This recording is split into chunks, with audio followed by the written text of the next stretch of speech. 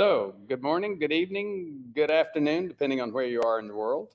As you might see, I'm at the Alabama Project in the office here, and it looks more like a living room because it is. I had one commenter on the video say, your background is crooked. Well, it's not crooked. It's, again, more of a living room type of environment.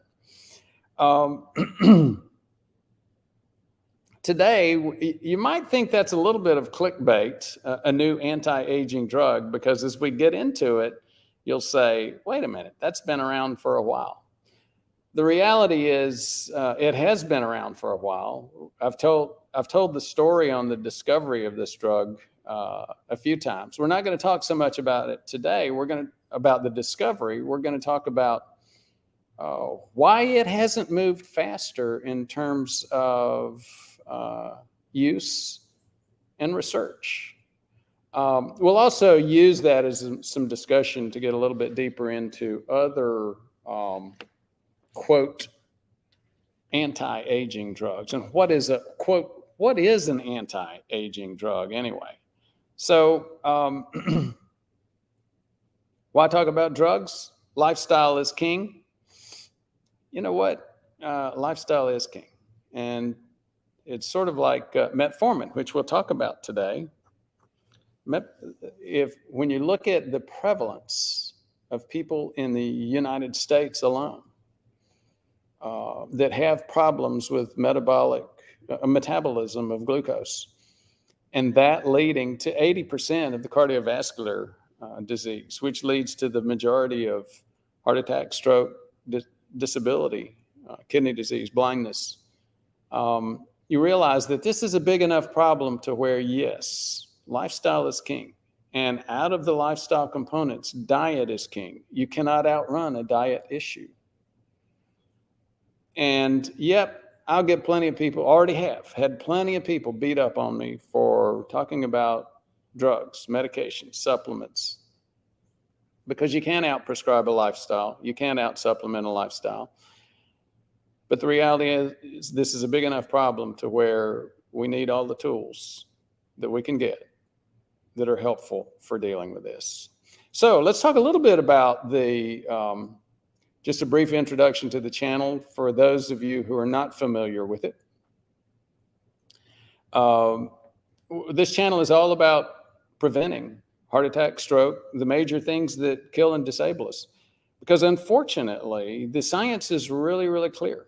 The people that we depend on, the doctors, specifically primary care doctors, internists, family practitioners, and cardiologists, because of the cardiovascular focus, 2/3 of them don't know how to diagnose the number one driving issue, let alone manage it. And yes, the driving issue is our metabolism. As we age, our insulin receptors get a little bit sticky, rusty, resistant to insulin. And that is where the process starts metabolically for the vast majority of us. And it goes then into high blood pressure. It goes into prediabetes, even full-blown diabetes. And a lot of people would say, well, wait a minute, if the prediabetes epidemic is the big issue, then that's really due to the obesity epidemic, too many people being overweight. There is a lot of truth to that. And the obesity epidemic is at least a very strong number 2 in terms of the diabetes epidemic, prediabetes epidemic. But number 1 is aging. So you can't do anything about aging, but you can do something about being overweight. Anyhow, most of you know that. Let's talk about, this becomes, again, such a big issue that it has a lot of arms and legs. One of the things that we've covered, for example, recently is CTA, CT angiogram. Is it better than going to the cath lab? The short answer is yes, but so then the question is, well, so why are so few CT angiograms being done and so many cath lab angiograms being done? cardiac caths. Well, it gets back to the Willy Loman rule, unfortunately. Willy Loman was a bank robber, and the joke was reality. When they caught him, and they said, one of the reporters said, "Well, why do you rob banks?" And he said, "Well, because that's where the money is." Unfortunately, there's a major issue regarding what we call the medical industrial complex that follow the money. And even though things like stents have been proven from multiple trials, Orbita, Courage trial, and bypasses with the ischemia trial have been proven to be not effective in preventing heart attacks, they're still being done. And being done even more than they were before they were proven not to prevent heart attacks and strokes. The same thing's going on with going into the cath lab and doing angiograms on people. It's been proven to not be as effective yet, or any more effective than non-invasive procedures, yet they are still being done, and they're being done more and more. The worst ingredient for your immune system. Yep. I mean, some of these things recur, and guess what? Yep, it's glucose, carbohydrates. And this was a study that looked at people that had problems with COVID. Their immune system went off the rails, and they had major reactions to COVID. The biggest issue was carbs in their diet. And that's not the only study that showed that. We've seen studies from the very beginning that a lot of the issue with COVID has to be your metabolism. Are you effectively prepared, and do you have a robust immune system? If you have significant problems with carbohydrate metabolism, your blood sugars are remaining high, your insulin levels are remaining high, your immune system's not going to be ready for a COVID infection. We've seen that multiple times in studies. Another topic we've covered recently, long COVID, more than just a flu. So again, we started out covering a lot of COVID. We got a lot of pushback, a lot of anti-vaxxers and other stuff, but we're still covering some of the science. That's what we do. When we talked about depending on the primary care physicians in the U.S., helping people avoid the most common problems for death and disability, the most common driving agent, and not knowing how to do that, the bottom line is it's up to us as patients, as individuals, to learn a little bit more than most of us are used to learning. And that's what this channel's about. We're not so interested in making money on these courses. We're interested in getting them out there. So if you have, usually we either offer them for free or don't have them behind a paywall. If you are trying to access any of our core courses, in the insulin resistance course, the cardiovascular inflammation course, or the plaque evaluation course, and you can't access it, give Michelle a call, send an email, and we will see if we can get that information to you without charge. Speaking of accessing our information, there are more ways to access it. You can access it as a YouTube channel member. A couple of patients last week were asking us about the new content availability on Locals as well as Rumble. So depending on your perspective and your favorite outlet, we might just be there. I'm going to skip over the rest of that discussion of our content and raise an issue about vitamin C. There's a lot of people that are big fans of vitamin C. There was a physician who did a couple of studies about large amounts of vitamin C and saying it actually prevented death from sepsis in the ICU. He recommended a regimen of hydrocortisone, vitamin C, and thiamine. And this was one of the studies involved in that in that whole debate, that whole discussion. Paul Merrick, critical care, chest medicine. And it really became a breakthrough study because people said, oh, well, you know what? I knew vitamin C was a big deal, or we thought it was. Now you've got these valid, published academic journal studies that are saying, yes, that's actually the case. We've been barking up the wrong tree using steroids and antibiotics. We just needed to use vitamin C. There was skepticism from the beginning. I have to admit, I shared some of that skepticism. As I've, given what I do, I have a lot of people that are big, that bump up against me, viewers, commenters, folks that are big fans of vitamin C. And there's a whole theory about using high levels of vitamin C, a gram or more, for preventing cardiovascular disease. The theory seems logical, but the actual data, the actual evidence is pretty weak. So this is a different issue. This is not cardiovascular prevention. This is management of sepsis, which is a serious infection, ICU level infection in the blood, septic shock, very, very lethal levels of infection.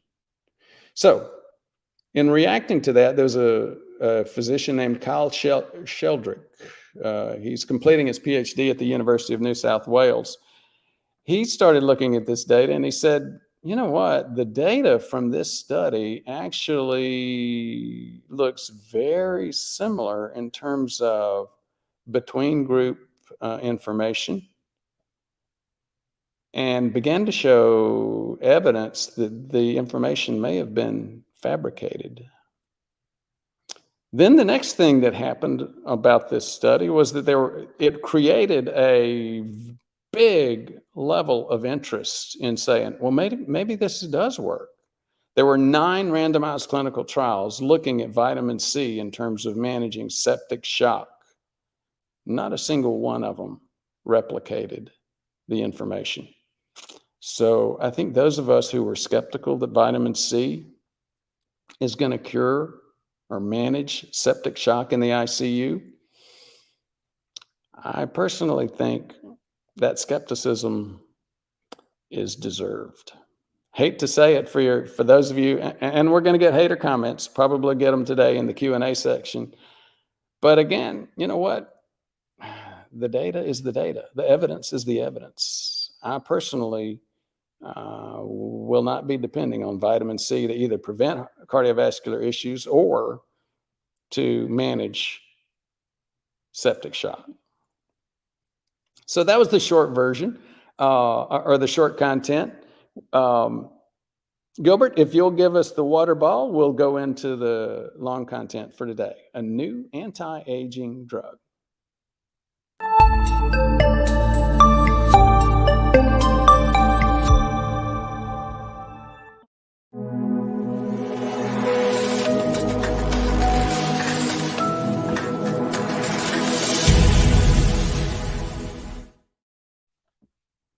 Well, like I said in the beginning, some of you are going to beat on me for using clickbait. I'm quoting the author of this article. This, quote, new anti-aging drug is not so new. It's rapamycin.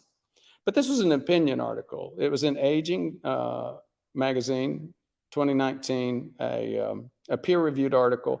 And I just want to get into some of the discussion about that because it helps us, those of us who are into longevity, understand a little bit more of the perspectives around, quote, anti-aging drugs.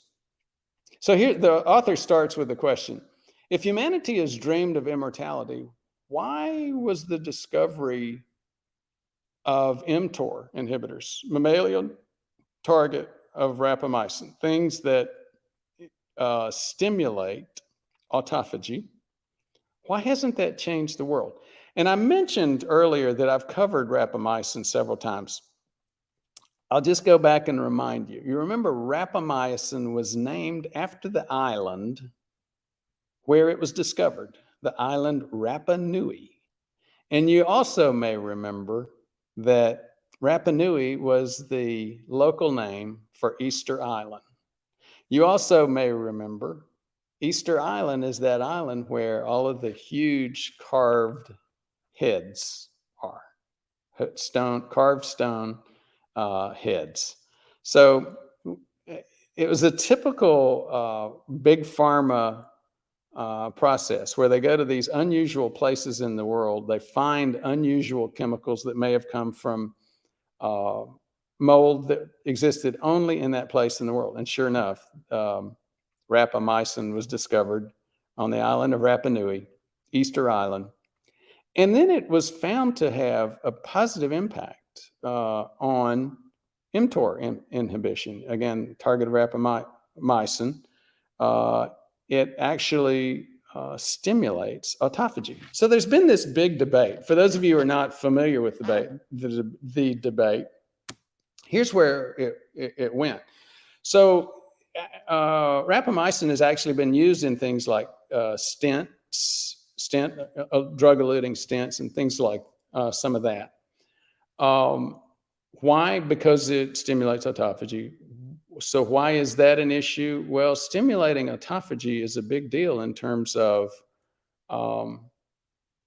metabolism. Autophagy, autophage, auto meaning self, phage meaning to eat. So basically, it's sort of like stimulating our internal cellular recycling plants. We have things like mitochondria that get old and worn out, and we need to be able to, on a cellular basis, our cells need to be able to go and take those junked, destroyed pieces of the cell and burn them for energy and clean out the cell, just like environmentally we need recycling as well.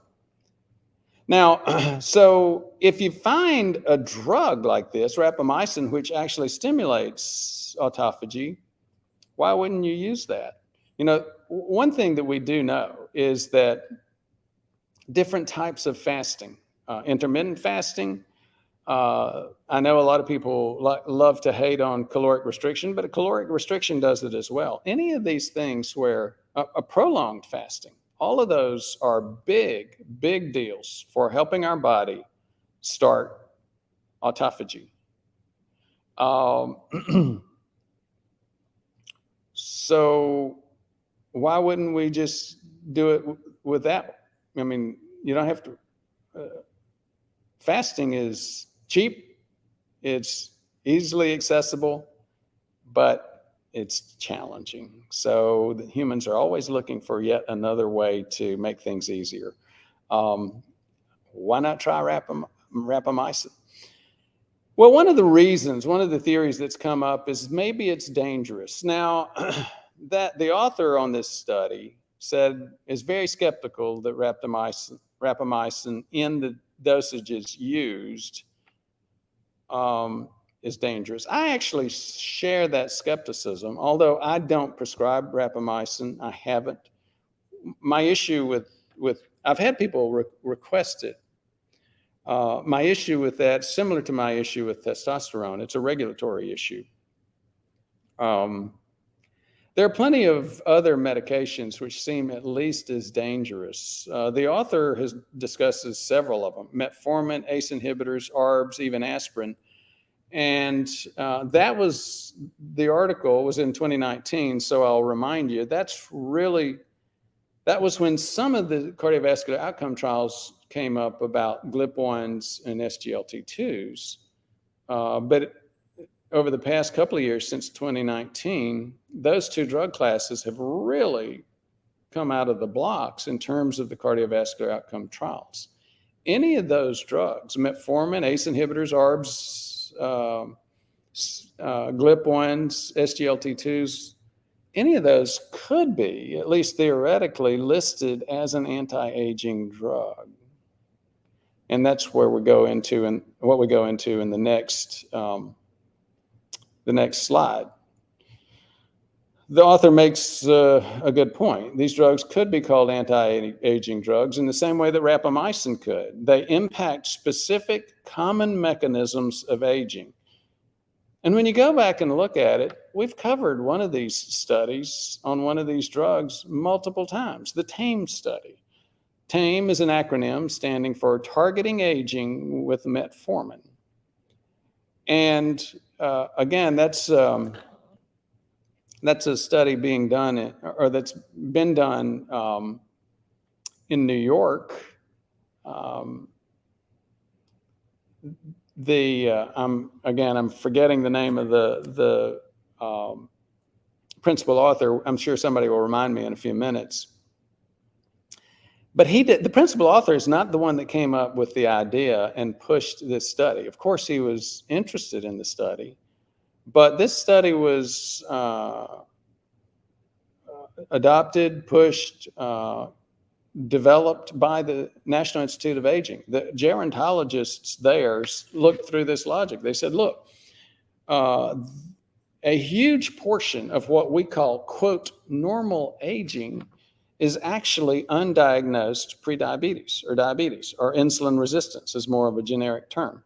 And their perspective was, we know as we age into this, more and more people get this problem. Plaque, mostly caused by insulin resistance. Plaque then leading to all of the things that we've talked about many times. Heart attack, stroke, blindness, dementia, etc. Their logic was also that we know that we have a drug that's really safe. In my mind, safer than aspirin. And it does impact this issue. We also know that 90% of people that have this metabolic problem don't know it. So you know what? Theoretically, maybe you should put metformin in the water. And that was exactly the idea behind, not exactly, but very close to the idea behind the TAME study.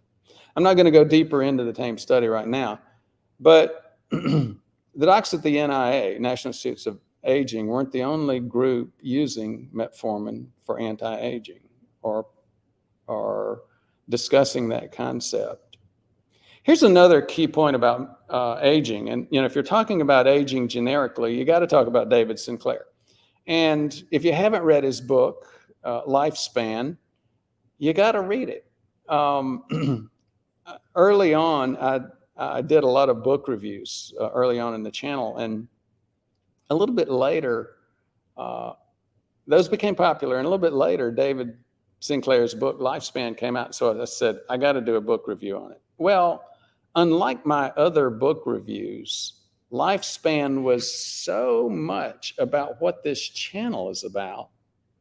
I ended up doing a 10-part series, a 10-video series on the book Lifespan.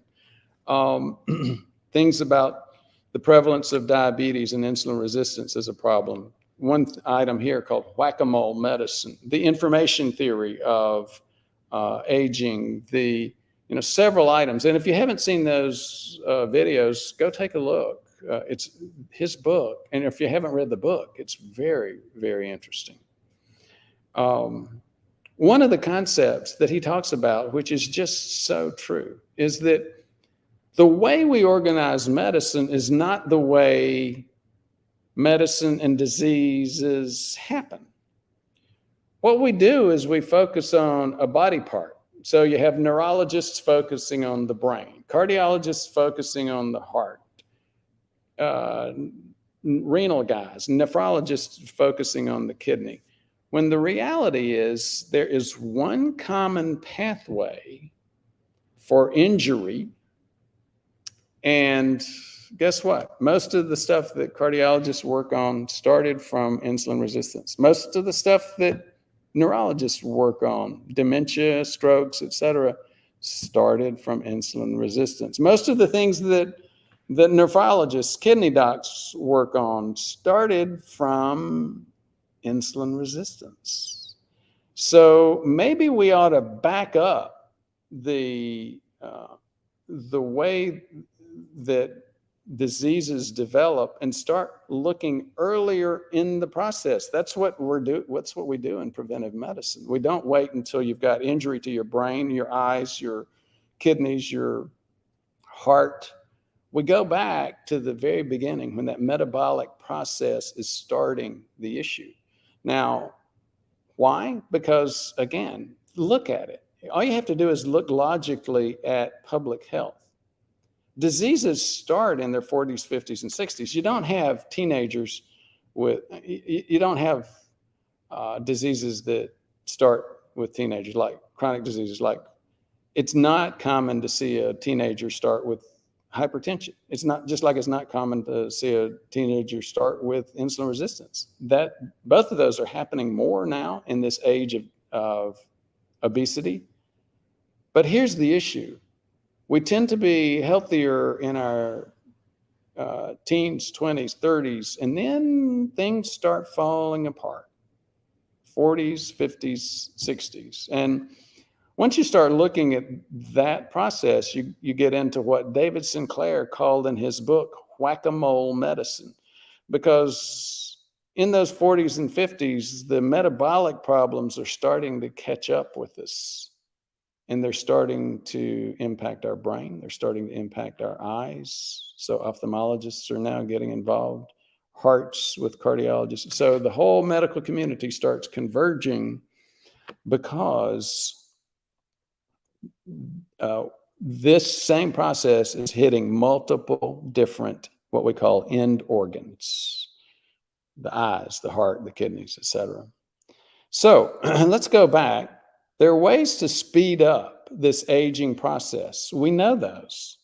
Obesity speeds up this aging process. Lack of sleep speeds up this aging process. Lack of exercise speeds up the aging process. Just like there are ways to slow down the aging process. Caloric restriction, which we talked about, fasting, multiple different types of fasting, improved sleep, improved exercise. All of these things improve our health and slow down the aging process. And as we've discussed, there are some medications which have helped in that space as well. Metformin, whether there will be people that want to argue about anything, but the reality is metformin is an anti-aging drug. And it is seen as a way to slow down this cellular aging process, which starts early in life, but then leads to multiple end organ disease processes later in life. So maybe there should be more research in this area. If we as a society struggle to get metformin aging research done, then it's no wonder we're so slow on doing research on something like rapamycin. Again, for those of you who want to pile on and say, quit worrying about drugs, we need to focus on lifestyle, you had me at hello on that. It's not a debate. Yes, lifestyle is most important, but should we not look at other components, other tools to help? It sounds like I'm a rapamycin proponent. I'm a proponent of doing enough research to make a decision regarding things like metformin for prevention, rapamycin for prevention. And those things, we've just not been good as a society for doing that kind of research. Just rapamycin research, let's put that aside for a second and go back to the TAME study. The TAME study was delayed for years because the National Institutes of Health had a regulation which said NIH research funds cannot be used for, quote, prevention. They have to be used for diseases. And aging, quote, is not a disease. That's wrong. So I'm already a metformin proponent. I encourage its use in several different situations. A lot of people have called for talking with me about metformin, preventive metformin prescriptions. I've provided a lot of those. I don't prescribe rapamycin because of the lack of research in this space. I don't prescribe, it's a similar issue. I don't prescribe testosterone either. There are regulatory issues with both of those medications. I'm very conservative about prescribing. I don't want to jeopardize my ability to help patients. And again, one of the things I'll put out there is when you're looking at drugs that impact these metabolic processes, all of this discussion about rapamycin for sure, but even metformin and some of these other drugs are really becoming eclipsed by new information, new cardiovascular outcome trials that are coming out about two of the new drug categories, the SGLT2s and the GLP-1s. So that is the long form content for today. Gilbert, if you will give us the Q&A, we'll go into transition.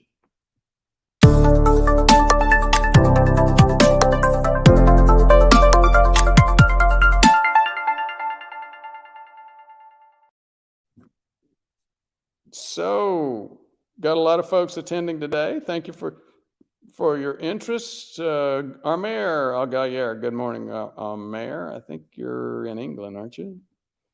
Mabuhay from Bobby Ocampo in the Philippines. And Gilbert taught me how to pronounce that last week. Bambi Graves, good morning. Bart Robinson, hello and good morning. I think from the New Jersey area. Fort Worth, I'm guessing that's from Fort Worth. Hi, Bart. Now, gosh, we're getting a ton of comments, and so hold on just a second. It's starting to flip. Serial killer, as in cereal, the bad stuff, bad breakfast food killer. That's a good, I didn't notice that. Hello. Dave Mango, aloha. You must be in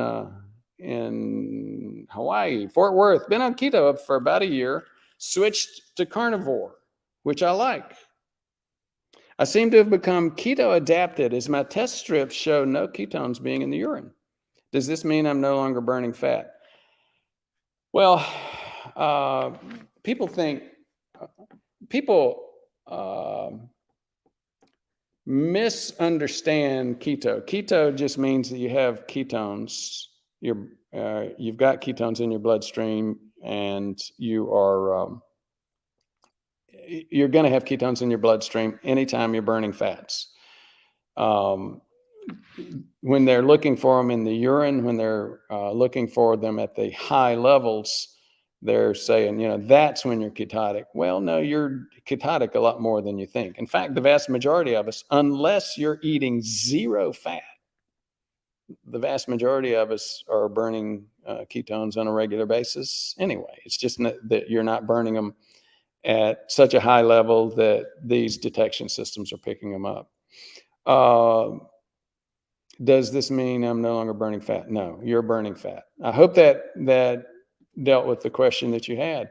John Techo, remember to hit the thumbs up like button. Thank you so much, John. I appreciate that. Bart, hello to you, Fort Worth. Yes, thumbs up indeed. Thank you so much. Who invented keto diet, by the way? They talk about Atkins. Robert Atkins did. That's not true. This was around long ago. In fact, Banting, if you remember Banting, look it up. I think it was Thomas. Somebody help me on it. There was a Banting diet that was written up, what was it, back in the mid-1800s, mid-1700s in England. And what they said was decrease, it was a decrease in carbs. If you go back and you read some of the Gary Taubes books about carbs, he goes into the Banting diet. And that was the first recorded discussions of it. The diet was very, very effective, by the way.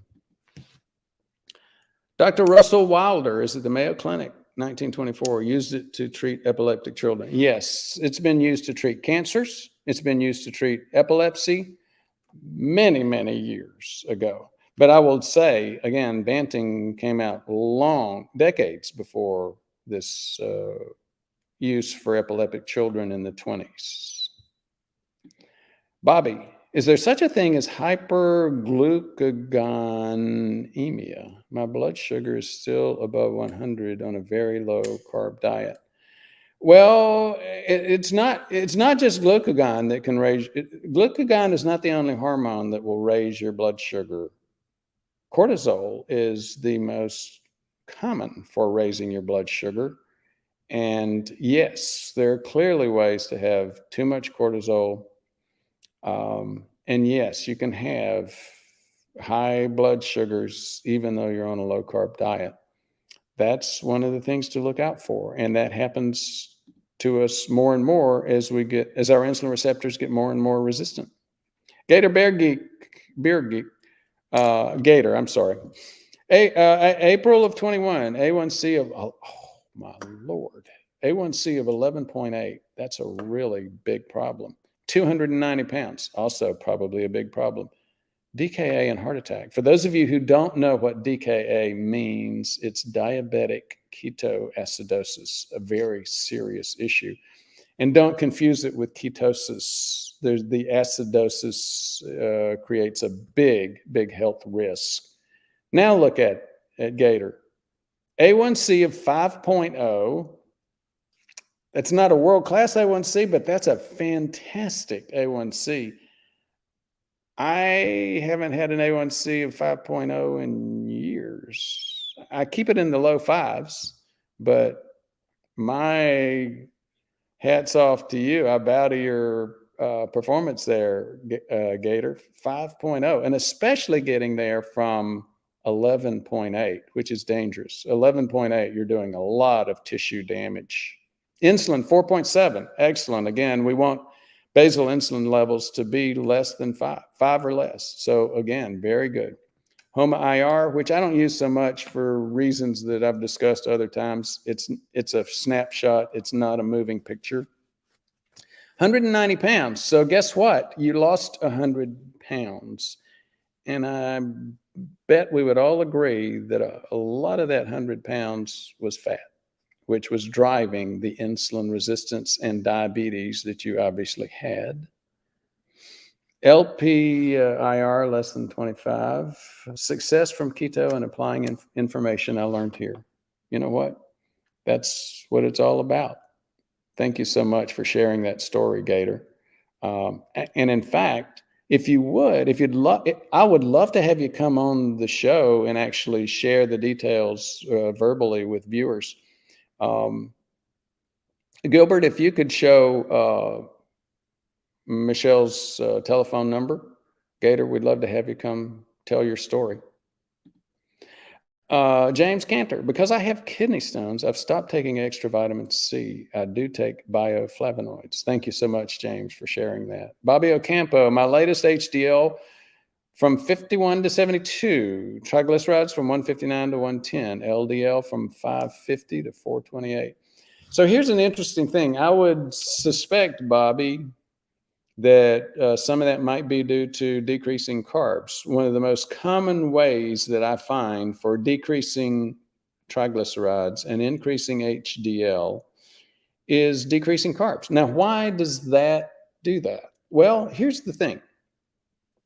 Insulin, most people don't understand this, but insulin actually stops us from burning fat. So as we get more and more insulin resistant, and we're eating a lot of carbs and we're in that high carb, blood sugar staying too high kind of metabolism, our insulin receptors are not responding so well to the insulin, but our body is not burning fat. So guess what? If our body's not burning fat, the fat in our bloodstream just continues to rise. So we go from triglyceride levels of, healthy levels, and they continue to climb. Now, why does dropping carbs tend to increase HDL? Well, here's how that happens. And if you have interest in it, I did a couple of full videos going into the gory details on how that works. The bottom line is this: when we are in a poor carbohydrate metabolism, the large fluffy HDL and LDL as well tends to not carry so much cholesterol in the particle as it carries fatty acids. Well, particles, the cholesterol, HDL and LDL, when they're carrying fatty acids and they pass through the liver metabolizes it. So when they metabolize it, they burn up the particle. So the liver burns up the particle, and those large fluffy HDLs just drop. In addition, the healthy large fluffy LDLs drop as well. So that's why you get you drop carbs, and several things happen on your cholesterol panel. Number one, you start getting more of the small, dense, unhealthy LDLs. You start dropping a lot of your HDL, and your triglycerides go up. So, as you listen to this, you have to start thinking about, well, you know what?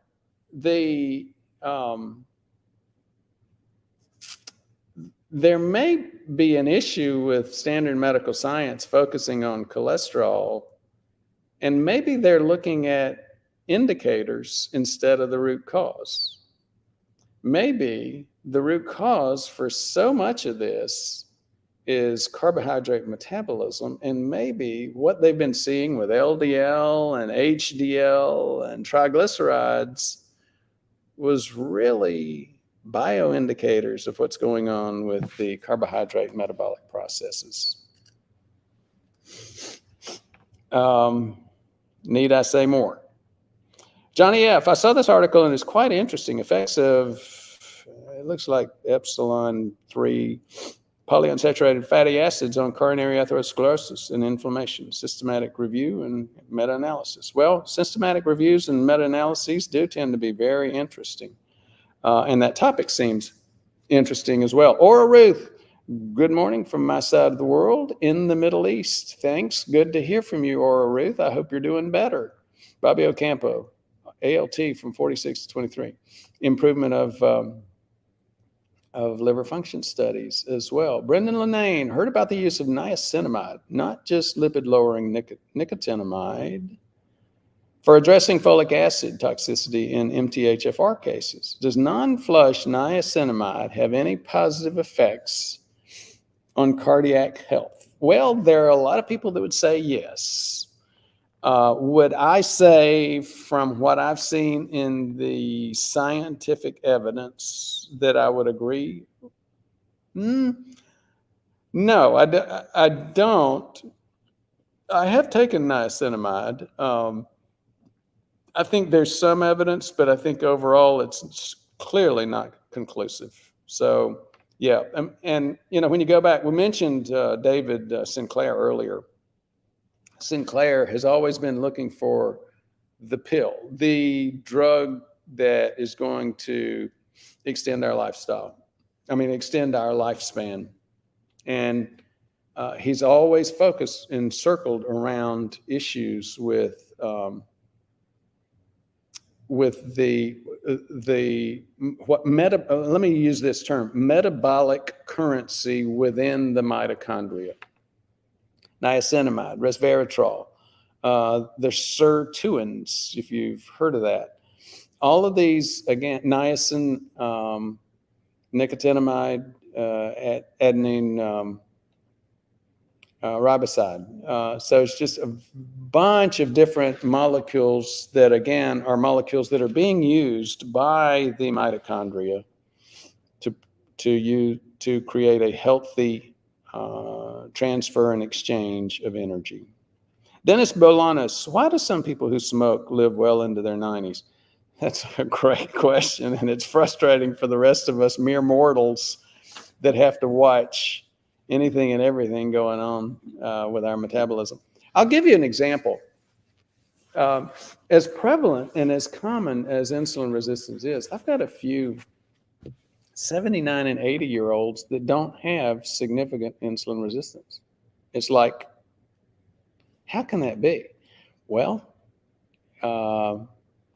they won the genetic lottery. Genetics is very much a lottery. And some people have incredibly healthy genes. Like it or not, that's the truth. James Cantor, hold on just a second. Can you discuss metformin as anti-aging medicine? Any new results? So here's the thing. I do support using it as a quote anti-aging medicine. I do support using it as quote prevention. And here's my perspective on it. Yes, it does help. It is helpful. And it's not really quote prevention so much as it is dealing with the extremely common misdiagnosis or failure to diagnose insulin resistance. James, I think you've shared on the channel a few times that you have that, you have full-blown diabetes. So the place where this metformin tends to work as a quote preventive is much more of an issue with folks that, the 90% of people that have this and don't know about it. I hope that helps. One other thing I'll say is more recently, you've gotten information out from Sinclair, Rhonda Patrick, some of the other folks that deal with these issues saying, oh, but wait a minute, there's some stressing and perhaps even injury to the mitochondria from metformin. You need to back off on that. Well, I'm personally very skeptical of that. I would agree if somebody especially if you're an athlete, and I would say, yeah, if you're a regional class level athlete, certainly a national class athlete, yeah, the metformin might stress your mitochondria enough to where metformin might not be a good choice for you. But there's not that many of those kind of athletes around. I hope that helped. You're dead meat, 69. My 5 new arteries led me to lifestyle changes, low carb, and 110-pound weight loss. A1C's 4.9 to 5.0. Man, you guys are knocking it out of the park with your A1Cs. Then keto, intermittent fasting, and fasting. I'll say this. I think there's a little bit of not so hidden meaning to the 5 new arteries. I am sorry that you had to get there before you had that 110-pound weight loss. Excuse me, but thank you so much for sharing that story, Dead Meat. That's, when people hear these stories from other real people, it's very, very convincing. Flush niacin is king. Well, good for you, Aaron. There are a lot of you flushers out there, but then there's a lot of people that just can't take that flush. Oral Ruth, rapamycin was used on British women born with a condition which caused her British woman maybe, on a condition which caused her legs to grow gigantically circumference-wise. It shrank her legs. Well, that's interesting. Hadn't heard of that. Gigantic, yep. Harpy Ops, Jason Fung, simplest diet for my patients. You can't argue with that. Let me read that again. Rapamycin, metformin, all these different drugs. Wait a minute. And keto, carnivore, all of these different diets, low carb, plant-based. The simplest diet is, don't eat so dang much. That's it's easier said than done, but it's simple. And you cannot argue with that. If we just, as a society, didn't eat as much as we're eating, we would solve so many of our problems. Thank you so much, Harvey. I'm late. SW, I'm late. What is metformin? You got to be kidding me. You got to be kidding me. A couple of quick points. Metformin was discovered, 200 years ago, I believe, in France. Then it was, there was an English physician that started looking at it. And And guess what? It was 100 years later before it made it over to the United States. And it was just 30 or 40 years ago that the United States medical community started actually using metformin. It is clearly, and has been for a couple of decades, the number one start-off drug for diabetes. I'll just leave it at that. Well, let me just say a couple of other things now that I think about it. How does metformin work?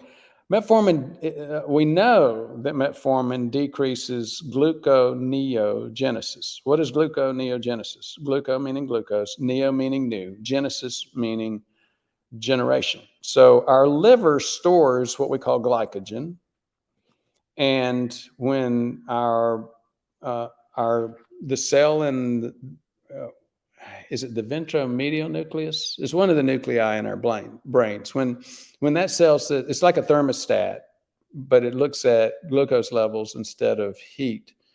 And when our brain says our glucose is dropping too much, then it'll send signals out to increase glucagon, increase epinephrine, increase cortisol. And the gluconeogenesis process will start. The liver will start cleaving off glucose rings from glycogen. Now, that's one of the things we know, but I personally think there are other mechanisms. For example, if you look at the gut biome of people with insulin resistance and diabetes, it's very different. It's from a normal, healthy one. It has fewer types of bacteria, fewer colonies, but they go way deeper. Whereas so it's an inch wide and a mile deep, whereas the healthy gut biome of a non-insulin resistant person is more like an inch deep and a mile wide. So why did I bring that up in relation to metformin? Because with metformin, you start going from that inch wide and mile deep back to the inch deep and mile wide, the healthier gut thing. And here's a question, and nobody knows the answer yet, but I have my suspicions because I raised the question. What's the most common side effect you get with metformin?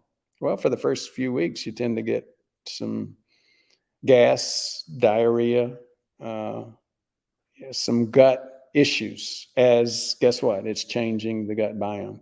So I'll leave it at that. I hope that was helpful, SW. And I have to admit, maybe you ought to go back and look at some of we've got tons and tons of videos on metformin. Bobby Ocampo, will rapamycin be toxic even once a month, even at low dose with 48-hour fasting? You got a lot of debate about that. And I would personally say, my perspective, you're asking my opinion, and I'll give it to you. I think it depends on the person, whether or not there's some individual reactions to it. It depends on the dose. And I think with a lot of people, no, it's not going to cause toxicity at the right doses and the right times. But again, I'm not going to go any deeper on that. Thank you, Harvey. Nir Barzilai at Albert Einstein. Nir Barzilai is the principal investigator for the TAME study. And if you have interest in looking at that study, Nir's been out there on the airwaves quite a bit. Just look him up, Google him. Aaron Render, wouldn't be effective at that frequency and low dose? Not sure what you're responding to. SW or hardening of the arteries. Aaron Render, trying to get my doc to prescribe metformin, but she says now that my A1C is 4.9, she's hesitant to comply and wants me to see endo. Well, Aaron, I am a little bit more liberal about that. I'm sorry you're having that trouble.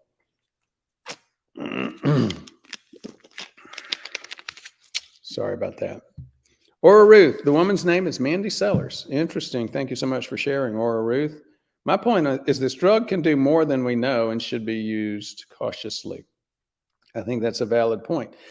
Again, I get back to the comment about Jason Fung's position. I cannot be a bigger fan. It's like Yes, I understand discussions of drugs, and yes, there's a whole lot of discussions of drug today. Um, there's a whole lot less side effects if we just slow down our eating, do more fasting, intermittent fasting, prolonged fasting, slow down our eating. Then you don't have to worry about, I mean, the side effects to not eating are very well known. Which drug? I have no idea. Metformin. I'm getting bits and pieces here. SW, I thought the latest consensus was that fasting does nothing. SW, come on. Bart Robinson, fasting has numerous benefits. Rapamycin causes other problems that can cause death. So there you go. Okay, SW. Ora Ruth, metformin was discovered in 1922, began to be used on diabetics in 1957. I think you're right, Ora Ruth. I think I was confusing that 200, when I said 200 years ago, I was thinking more of vitamin C. Thank you so much. Star Rider Studios, 57, take 500 milligrams of metformin, brought fasting glucose down from the 90s into the 80s. That's a good thing. SW, Bart Robinson, rapamycin still under patent? I don't know. I'd be surprised because it's an old drug. At this point, I would trust Paul Merrick over some random Australian. Keep listening. Okay, we got some side discussions going on. Leslie from Australia, not getting my sleep. It's 1:30. Sorry about that, Leslie. Hope we're helping you. Hope we're helping you get to sleep. Hello from Arizona. Hello, Richard. RS, again, a lot of no jumping rope outside today. Doc 97. Oh, yeah. So I think I mentioned earlier that I'm getting into jump rope and boxing style jump rope, not the two, not the double jump, but the single jump, where it's a significant hit kind of training. Very, very effective. I agree. I'm in Alabama, and we just had a major rainstorm down here, high 90s, significant humidity here as well. Vinny from New Jersey, Keto Guido. Good to hear. If rapamycin promotes autophagy, it can be a cure for most chronic diseases. Question probably is the dose. I think yes, I agree.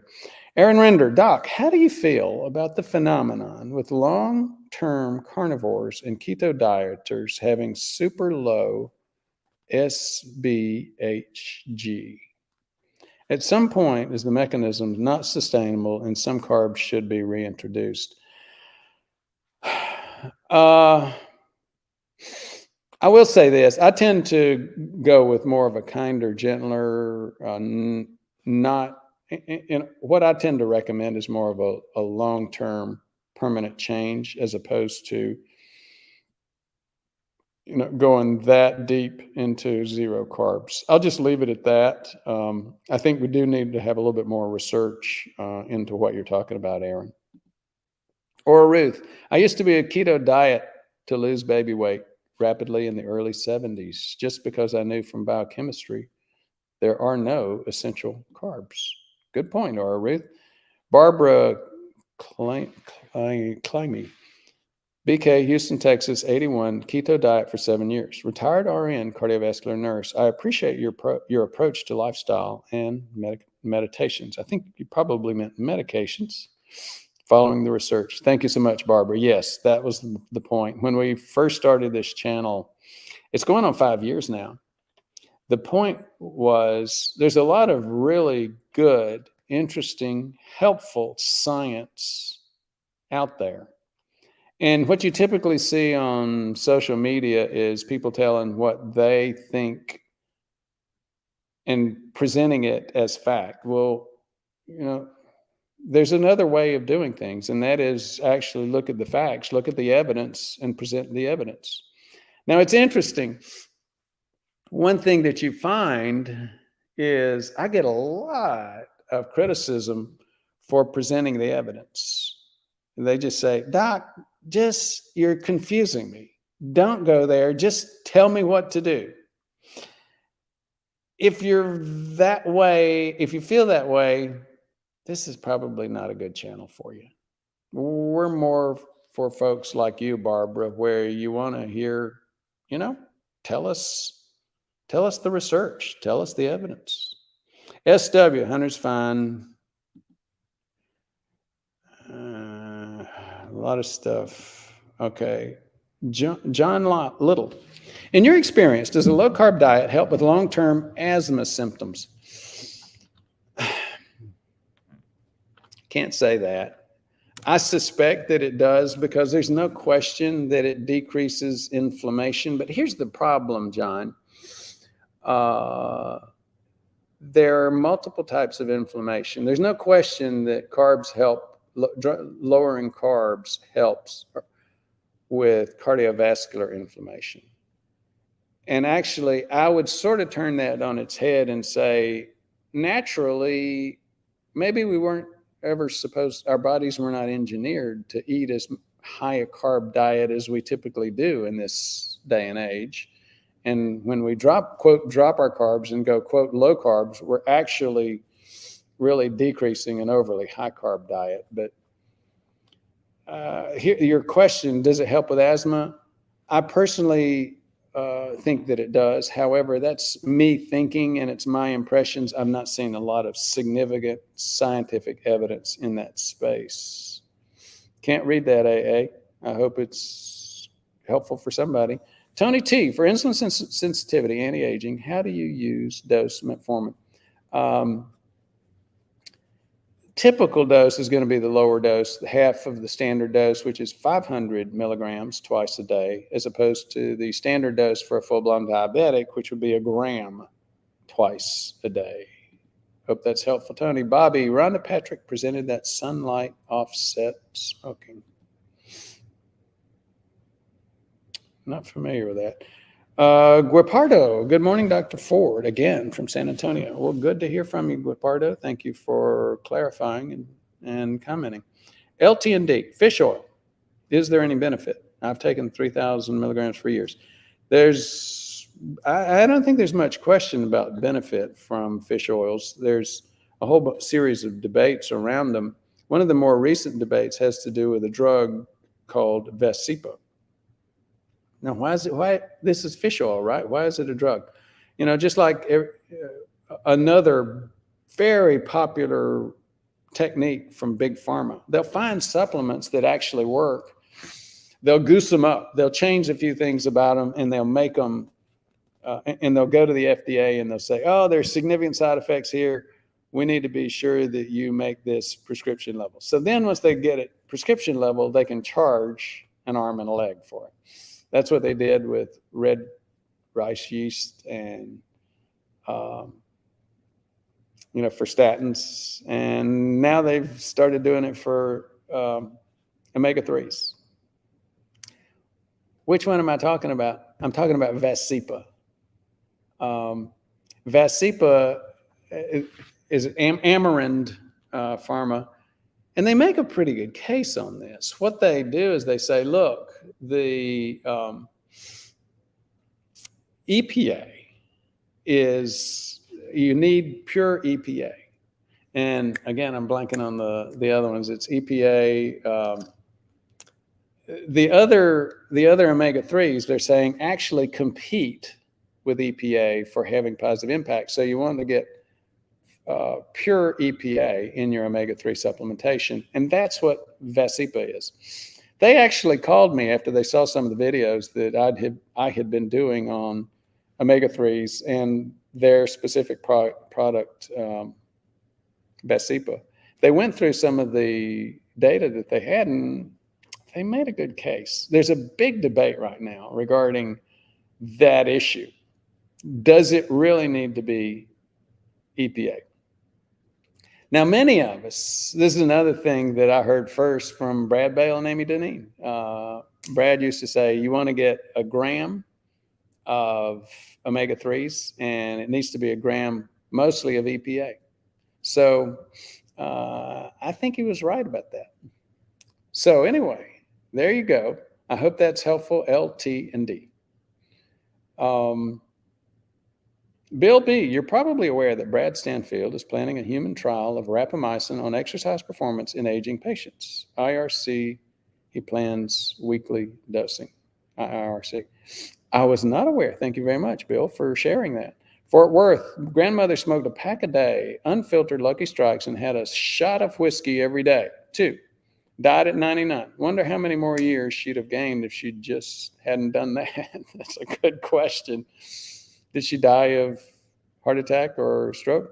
You know, smoking actually killed more people from heart attack than it did from, and stroke, than it did from lung disease.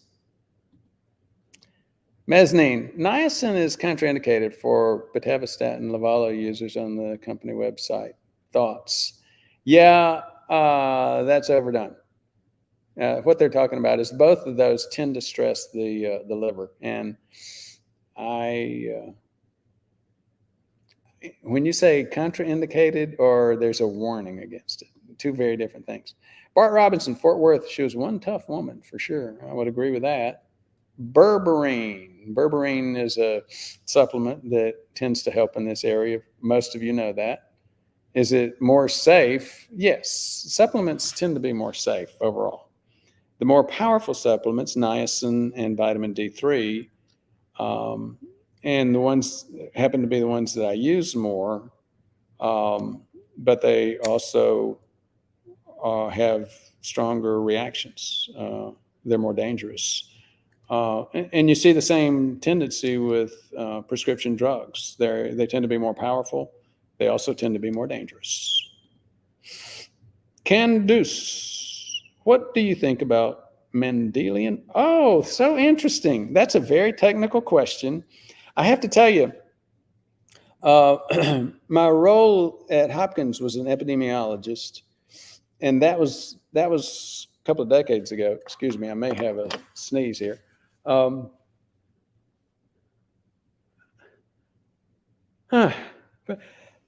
Excuse me. So Mendelian randomization, it's something that's come out recently, and I did a couple of videos on it.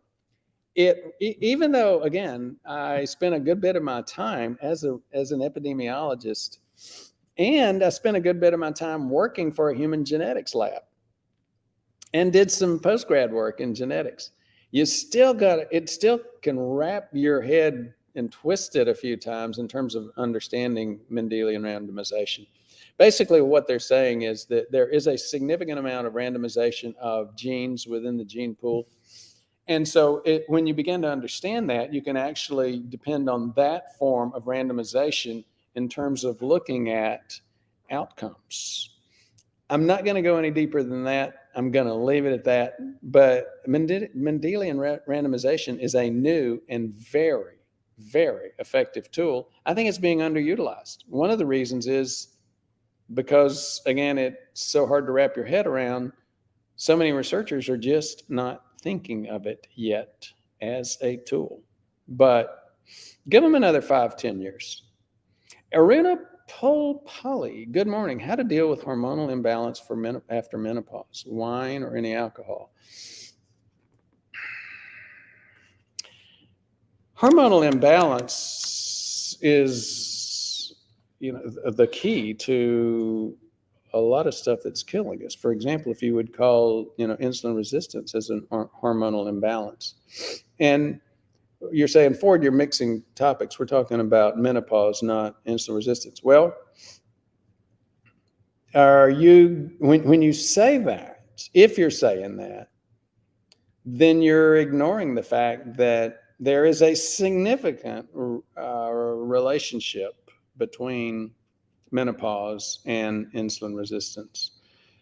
I'm not going to go deeper into that.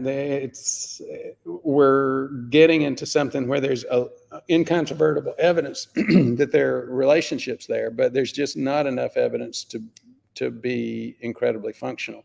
To your question specific about wine or alcohol, I'm not one of those folks that would say no. I would say be careful, though. I mean, we used to think that wine, especially red wine, was good for your heart. because of resveratrol. Well, the reality is once you actually got into the real data, you'd have to have 100 glasses of red wine to give you enough resveratrol to actually have a positive impact on cardiovascular disease. Well, 100 glasses of wine. I mean, that's obviously a setup for a joke, a punchline. The other thing is, well, they said, well, at least just a little bit of alcohol in moderation. Well, there's some very recent research, some of you may have seen it coming out saying even alcohol in moderation, if you're less than 40 or 30, is a significant risk factor for health. We're not talking, we're talking three small drinks in a week, very small amounts. Significant risk factor. Now, then it sort of flips at age 30 or 40 to where it's maybe a little bit better there. But look at those, folks like me. I've shared before, I've got paroxysmal atrial fib, and a lot more of you folks have paroxysmal atrial fib than know about it. And again, newer evidence is indicating for paroxysmal atrial fib patients, even small amounts of alcohol significantly contribute to risk. So I know I'm saying things on both sides of the issue. Maybe it's not so bad, maybe it's a little bit helpful. And that's what the prevailing preventive literature has been, Aruna, for alcohol. However, newer evidence is saying, maybe not so true. You really should probably be more careful, even for small amounts of alcohol. Jose Fontal, hello, Doc. Have you heard of Benito peptides to replace ARBs or ACEs? I have not. Interesting question. I haven't heard of them. We are getting there, folks. Well, I thought we were. The reality, oh no, gosh, I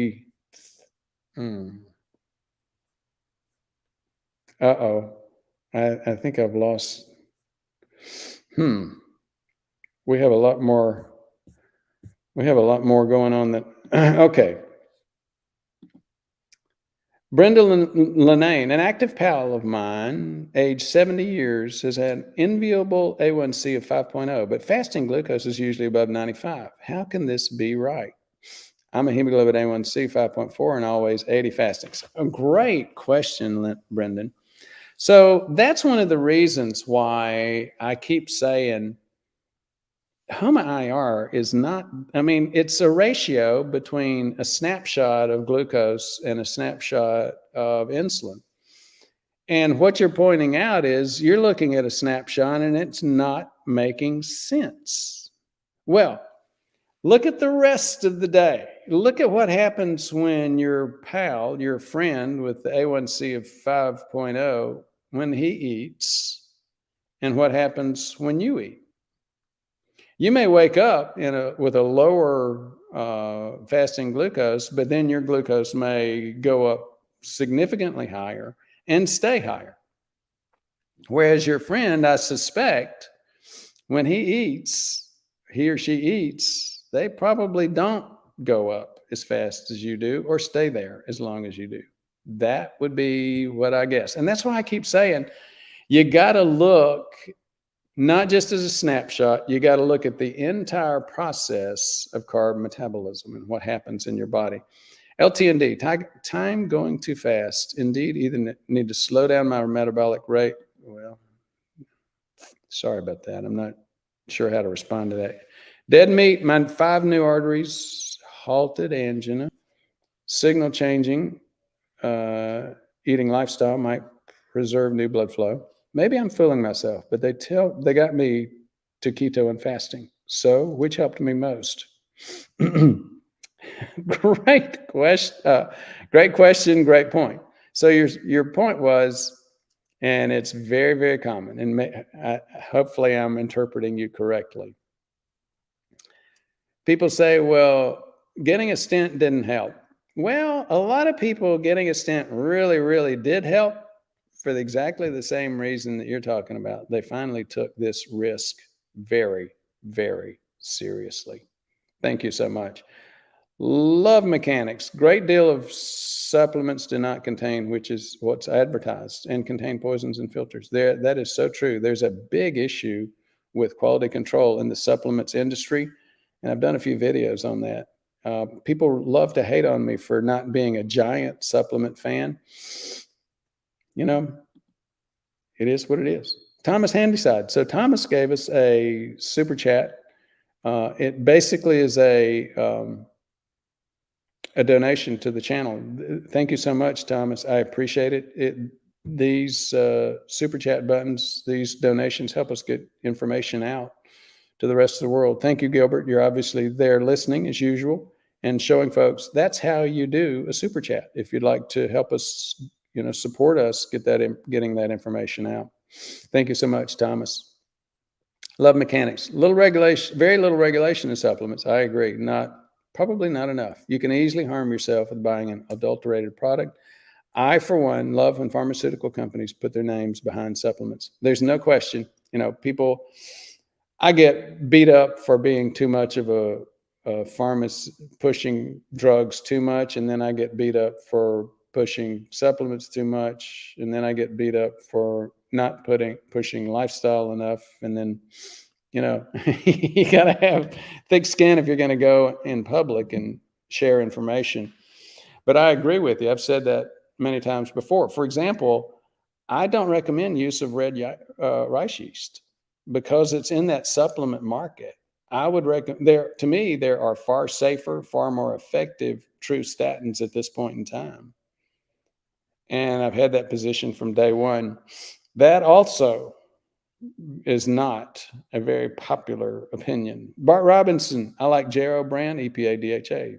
Thank you so much. Oh, and that gives me the reminder. DHA was the one that Amarin Pharmaceuticals would say is competing with EPA. So I hope that helps. Sup, Doc? Skunk Ape, sup with you, my friend. Fish sticks versus frozen pizza. Well, you know what? Why don't you add a little bit of Twinkies in there with it, Skunk? Obviously, I hope everybody understands. Skunk is being sarcastic, and I'm being sarcastic back with him. Tired looking for name, $20. Thank you so much, Tired. Again, as before, we appreciate your helping support, get this information out to the channel, to the world. I support most of it with work that I do with seeing patients and my retirement savings. But this information, these things help. And this is not just going to the United States. A little bit less than half of our content interest in consumption is done in the United States. Over half of it's done in other parts of the world. I have clients in Singapore, Philippines, Middle East, South America. The number 5 country for downloads for our podcasts is China. So this information is saving lives out there. And thank you so much. Your contribution and Thomas's contribution before are helping us get that out there. Thank you again. Aruna Polapal, good question. Thank you so much for your interest today. We are going to have to sign off and look forward to seeing you again next week.